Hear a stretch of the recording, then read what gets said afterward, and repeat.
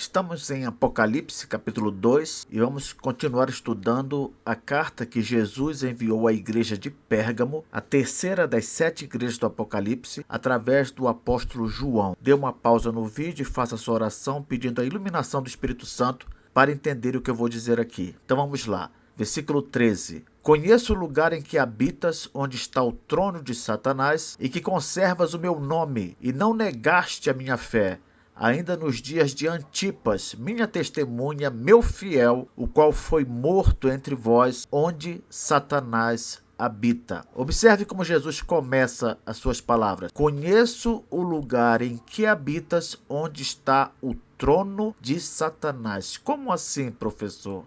A maioria dos estudiosos entende que Jesus aqui está se referindo ao fato de que Pérgamo era um centro de adoração religiosa a Zeus, a Esculápio, ao próprio imperador romano, entre outros. Qual é a conclusão que nós tiramos disso? Que onde os ídolos reinam, Satanás reina também. Essa é a conclusão inevitável. Onde reinam os ídolos e não Deus, Satanás reina também. Eu até separei um vídeo aqui do pastor Hernandes Dias Lopes, vou colocar na descrição do vídeo, onde ele fala lá, fazendo um comentário a respeito deste versículo, que onde o ser humano reina, Satanás reina. Onde o ser humano é o centro, Satanás é o centro. Então deixei o vídeo na descrição, depois você dá uma olhada lá. Jesus continua: e que conservas o meu nome e não negaste a minha fé. Você viu aqui que no começo do versículo ele veio com uma palavra dura a respeito do lugar onde a igreja de Pérgamo está localizada. Ele falou: conheço o lugar em que habitas, onde está o trono de Satanás. E a ideia seguinte é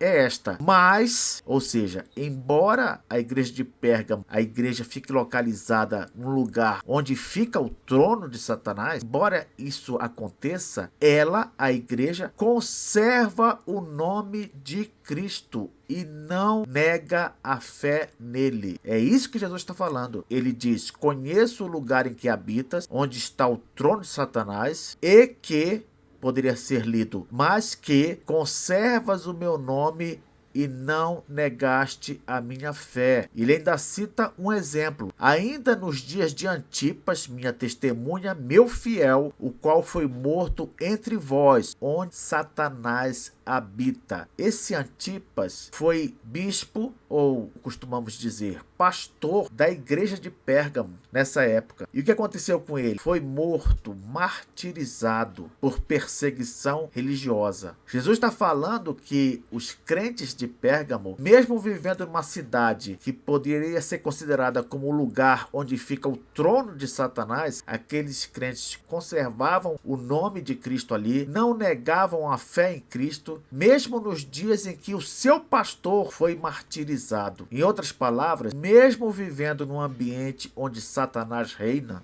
os crentes de Pérgamo conservavam o nome de Jesus. Isto é, eles mantinham o vínculo com a pessoa de Cristo, pois o nome, desde a antiguidade, nome representa a própria pessoa. Quando Deus fala lá nos 10 mandamentos, não tomar o meu nome em vão, é não tratar o próprio Deus como coisa sem importância. Os crentes de Pérgamo, eles eram fiéis ao nome de Cristo. Eles não negavam o nome de Cristo, eles conservavam o nome de Cristo. Em outras palavras, eles não negavam a fé em Jesus, o compromisso com Jesus, mesmo diante de martírio, como aconteceu com o pastor deles. Eles não negaram a fé, mesmo diante disso.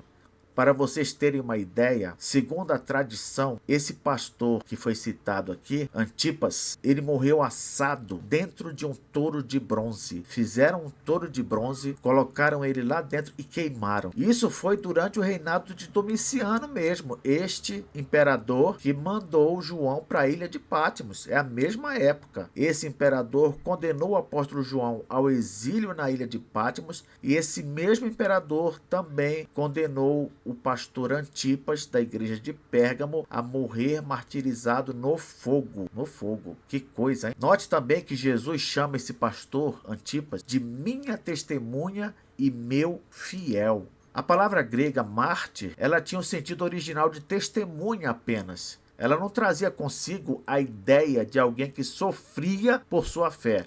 Não, era só testemunha, alguém que viu ou ouviu alguma coisa e falava sobre isso aos outros. A ideia de alguém que morre por uma crença religiosa, para a palavra Marte, veio lá pelo 3º século, mas ninguém pode negar que essa prática de se matar aqueles que testemunhavam de Jesus, ela já estava se incorporando desde a execução dos primeiros cristãos. Quando Jesus também chama Antipas de meu fiel, a palavra fiel quer dizer simplesmente digno de confiança. Já vimos a declaração de Cristo aos crentes de Esmirna, lembra? Ser fiel até a morte e dar-te-ei a coroa da vida. Então, o fiel é aquele que mostra ser alguém digno de confiança no que se refere à sua fidelidade a Cristo. Esse é o fiel.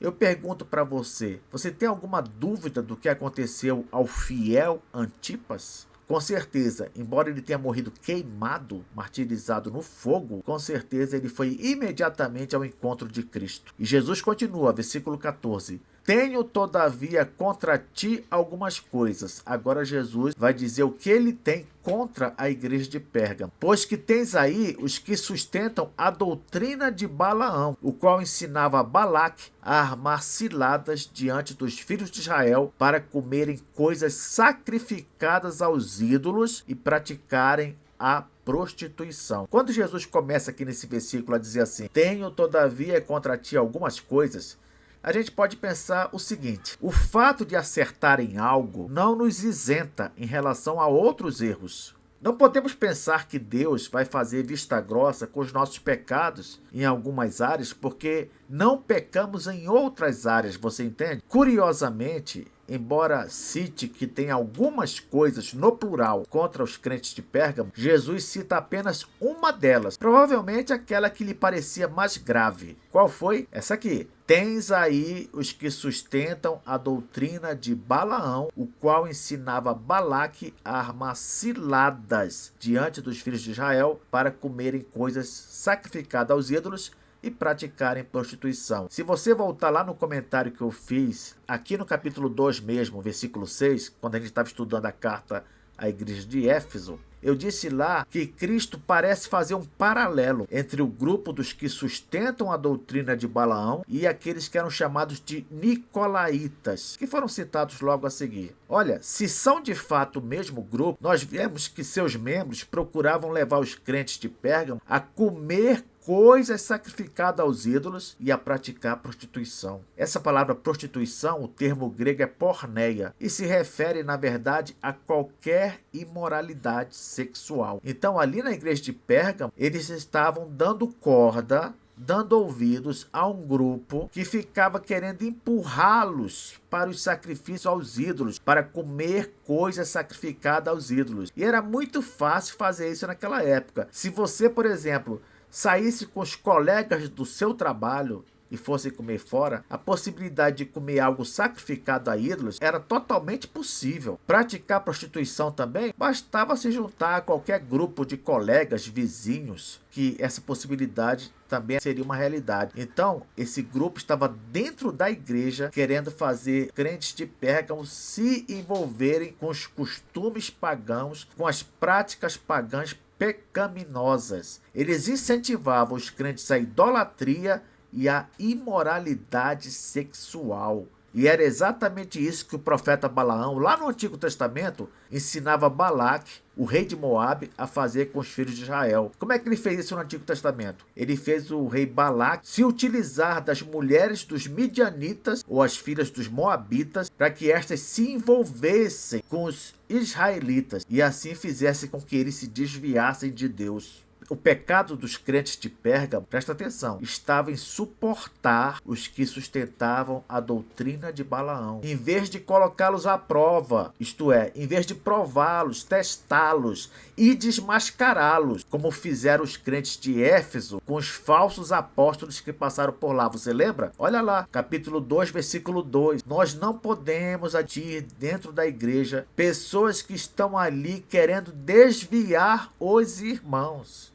Nesse caso, a disciplina é algo urgente. Não é à toa que os reformadores, eles ensinavam que a disciplina é uma das marcas da igreja verdadeira. E por que eles ensinavam isso? Porque lá em Mateus 18, versículo 15 a 17, está escrito assim: se teu irmão pecar contra ti, vai arguí-lo entre ti e ele só. Se ele te ouvir, ganhaste a teu irmão. Se, porém, não te ouvir, toma ainda contigo uma ou duas pessoas, para que, pelo depoimento de 2 ou 3 testemunhas, toda palavra se estabeleça. E, se ele não os atender, dize-o à igreja. E, se recusar a ouvir também a igreja, considera-o como gentil e publicano. Isto é, afasta esse irmão da comunhão. Coloca-o sob disciplina para que ele se corrija. A disciplina, ela não pode ficar de fora da igreja. Ela não pode. A disciplina, ao contrário do que muitos ensinam por aí, que é uma demonstração de insensibilidade, falta de amor, etc., na verdade, ela é aquilo que garante a santidade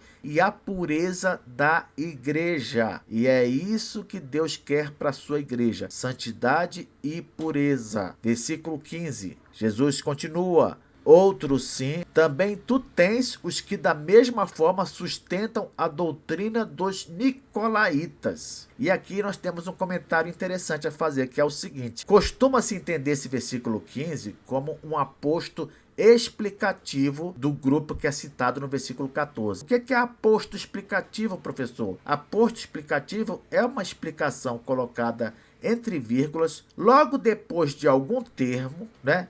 Para explicar esse termo. É para isso que serve o aposto explicativo. Você diz alguma coisa, aí abre vírgula e explica essa coisa. Essa explicação é chamada, no caso, de aposto explicativo. Então, no versículo 14, nós vimos o quê? Nós vimos aqui aqueles que sustentam a doutrina de Balaão. Aí no versículo 15, vem dizendo assim: outro sim, é como se esse outro sim fosse igualmente. Então, cita os que defendem a doutrina de Balaão. E aí Jesus continua: igualmente, também tu tens os que, da mesma forma, sustentam a doutrina dos nicolaítas. Querendo dizer com isso que são o mesmo grupo, só que com nomes diferentes. Então você pode considerar que aqueles que sustentam a doutrina de Balaão e os que sustentam a doutrina dos nicolaítas são o mesmo grupo. Foi a essa conclusão também que Jesus chegou. Então, são o mesmo grupo, mas com nomes diferentes, designações diferentes. Continuemos. Jesus fala ainda,